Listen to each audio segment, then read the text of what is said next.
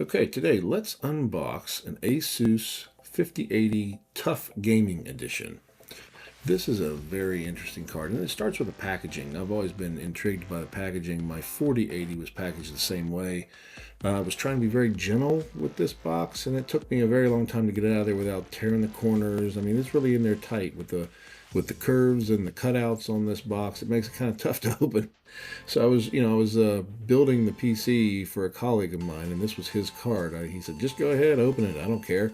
So I just did a quick unboxing here. But anyway, as soon as you get it out of the packaging, and try to save everything for him, because what we were going to do was put a water block on this thing immediately. But I think it's worth checking out this air cooler. You get the standard 3 PCI Express connector to the 12-volt high power connector.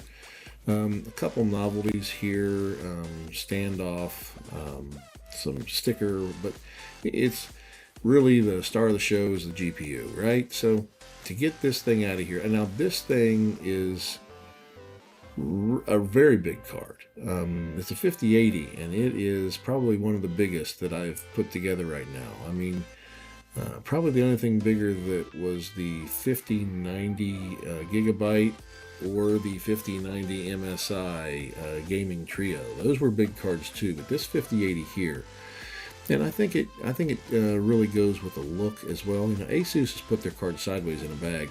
Fun things you recognize when you're unboxing these things, right? But they are going for this industrial look, the TUF gaming look, and it's not their introductory series. That's the Prime, and that unboxing is there. It's a much thinner card. This is a very thick card, but I do like the aesthetics of this. It's got a much bigger cooler. It does run cooler than the Prime version, and again, all this data is here on the channel. But I like the aesthetics of this card. If you like that boxy industrial look, it's got to go with your theme, or forget the theme and put a water block on it. But which is what we ended up doing. But it's, you know, as usual, it's got the plastic wrapped around to try to protect the finish.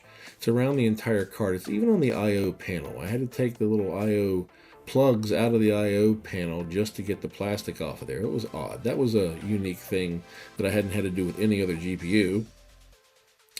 But you know, you get this thing unboxed, and it actually runs very well. Now, I didn't do a lot of before and after with the air OEM cooler versus the water block, because we were kind of pressed for time. We just went ahead and right into the water block install. But I did test it out.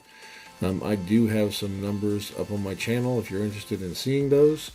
This is a very nice card, although they are a little bit more pricier than some of the other models. But if this is the look you're going after, you're not going to be disappointed in its performance. It is a very solid card, and pick one up before the prices skyrocket.